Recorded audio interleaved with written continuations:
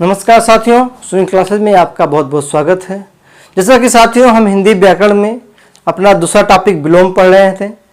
पिछली कक्षा में हमने आपको विलोम याद करने पहचानने के कुछ नियम बताए थे, तो उसी की कड़ी में मैं आज कुछ महत्वपूर्ण विलोम शब्दों को लेकर आपके सामने उपस्थित हुआ हूँ। ये ऐसे शब्द हैं जो परीक्षाओं में या तो आए हैं या तो इनके आने की प्रबल संभावना है, क्योंकि ऐसे शब्द बहुत विलोम के सबसे अच्छे शब्द माने जाते हैं, सबसे कठिन शब्द माने जाते हैं और इस परीक्षाओं में आने की संभावना बहुत रहती है। तो मैं इस महत्वपूर्ण विलोम पढ़ाने के पहले मैं आपको पुरानी कक्षा के बारे में कुछ बता देना चाहता हूं कि हमने पिछली कक्षा में आपको विलोम शब्द का ट्रिक या नियम बताया था। उसमें हमने आपको बताया था उपसर्ग के द्वारा किस प्रकार से हम विलोम शब्द निकालेंगे।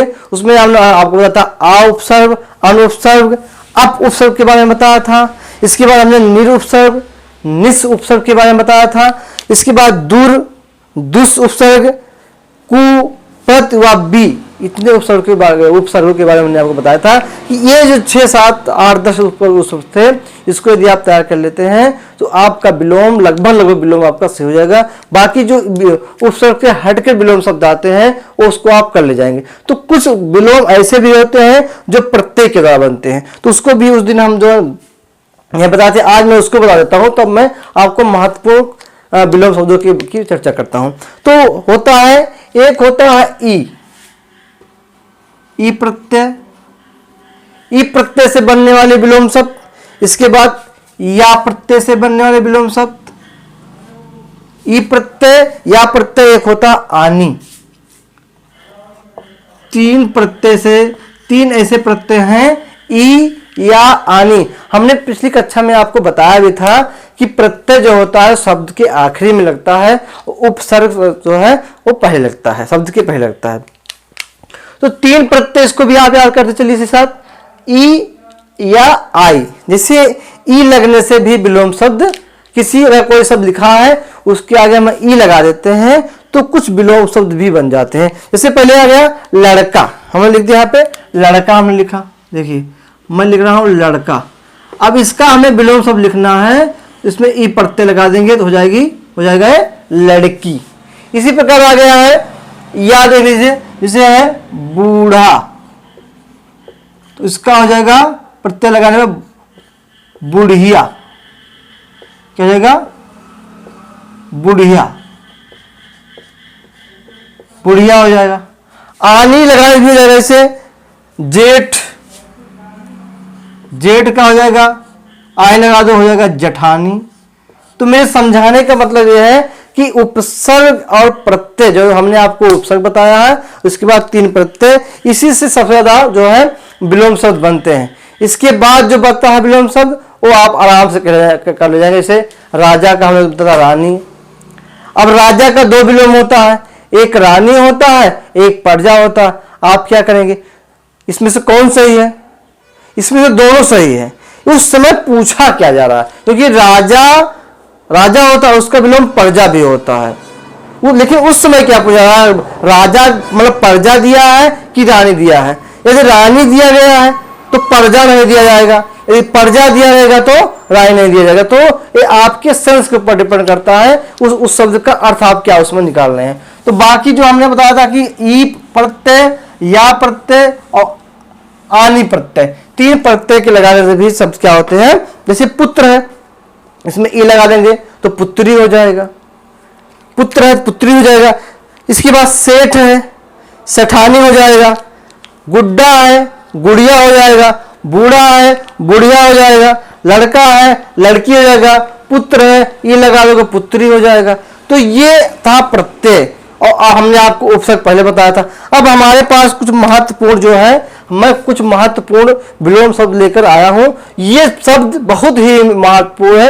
ये इतने जो यहां तक शब्द है, यहां से लेकर के यहां तक शब्द, ये शब्द विगत समीक्षा अधिकारी 2016, 2020 और 2016 के मेंस में भी कोई क्वेश्चन मैं छांट के लाया हूं, जो 30, 20, 26 को 25 क्वेश्चन में से ये जो हमने छांट के लाया हूं सबसे महत्वपूर्ण क्वेश्चन है। इनका रिपीटेशन बहुत बार होता है।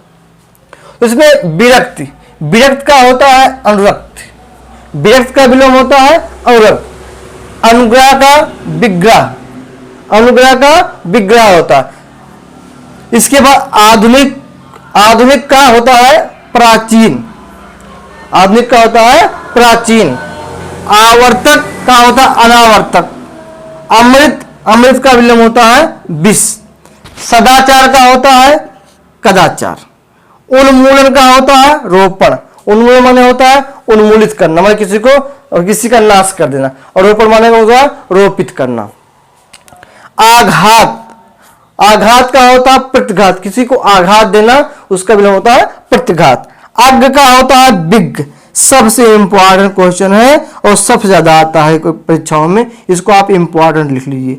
तो अग्ग का विलोम होता है विघ्न। इसके बाद अत का है न्यून, इधर आते हैं अथ, अथ का होता है इत। अथ माने होता है शुरू करना, इत माने समाप्त करना। इसे कोई सवाल आता है इत सिद्धम माने अंत में सिद्ध हुआ, तो अथ का विलोम इत। अनाथ, सनाथ, अनाथ माने जिसके कोई ना, कोई कुछ ना हो, जिसके कोई ना हो वो अनाथ होता है। सनाथ जिसके माँ बाप हो वो होता है सनाथ होता है। अनिवार्य, अनिवार्य का होता है ऐच्छिक। अनिवार्य कहता है आपको कोई से पेपर ले जाते हैं, उसमें लिखा था कि ये प्रश्न संख्या 2 अनिवार्य है, कहने का मतलब इसको आपको करना है, तो उसका हो जाएगा ऐच्छिक। ये आपकी इच्छा के अनुसार है कि आप करेंगे कि नहीं करेंगे। फिर है विराग, विराग का है अनुराग, देखिए इसमें अन प्रत्यय लगा हुआ है। फिर है अभिज्ञ, अभिज्ञ का होता है अनभिज्ञ, देखो यहाँ विज्ञ आ गया। अभिज्ञ का अनभिज्ञ और अग का विज्ञ, ये जो विलोम शब्द है आप पेपर उठा के देख लीजिए, जरूर किसी न किसी पेपर में क्वेश्चन आए हैं। तो अग का होता है विज्ञ, अभिज्ञ का होता है अनभिज्ञ। अमर का मर्त, अमर माने अमर हो जाना, मर्त माने मरना, तो अमर का हो गया मर्त। अर्जन, अर्जन माने अर्जित करना, किसी चीज कोई चीज अर्जित करना, और बैर माने व्यय करना। अश्लील का सलील, अश्लील सुनते हैं कि अश्लील मूवी है, अश्लीलता उसने किया, उसका होता है सलील। उत्तम का अधम, उत्थान का पतन, किसी का उत्थान करना, उसका होता है किसी का पतन करना। इसके बाद एकार्थक, एकार्थक का होता है अनेकार्थक। एक अर्थ, एकार्थक माने एक अर्थ निकलना, अनेकार्थक माने अनेकों अर्थ निकलना। फिर है औचित्य, औचित्य का होता है अनौचित। इसके बाद निरुद्ध, निरुद्ध का होता है अनिरुद्ध, अनिरुद्ध अर्थात इसमें देखिए अन प्रत्यय लगा हुआ है। क्या लगा हुआ है? अन प्रत्यय, इसमें भी अन प्रत्यय है, सॉरी सॉरी भाई सॉरी, अन उपसर्ग लगा हुआ है। इसके बाद ऐश्वर, अनैश्वर, इसमें भी अन लगा हुआ, उपसर्ग लगा हुआ है। निहित, निषिद्ध का विहित, इसमें बी लगा हुआ है, बी उपसर्ग लगा हुआ है। कृपण, कृपण का दाता, इसमें कुछ मिलेगा। कोप, कोप का होता है कृपा। पाश्चात, पाश्चात का विलोम होता है पोषत्व। खंडन, किसी को खंडित करना, इसका होता है मंडन। गण, गण का मतलब गणना योग, जिसको गण कहा जाता है, न गण जो गणना योग न हो। गौरव, गौरव का होता है लाघव। चंचल, चंचल का विलोम होता है स्थिर। चंचल माने कि इनका मन बहुत चंचल है, स्थिर, स्थिर रहने वाला। इसके बाद है चल, चल माने चलने वाला। अचल, अचल का मतलब होता है अचल माने बिना चलने वाला, तो ये हो गया। तरुण, तरुण का विलोम होता है वृद्ध। तरुण माने होता है नवयुवक और वृद्ध माने होता है बुढ़ा। तो ये था, और आगे चलते हैं, आगे हम चलते हैं।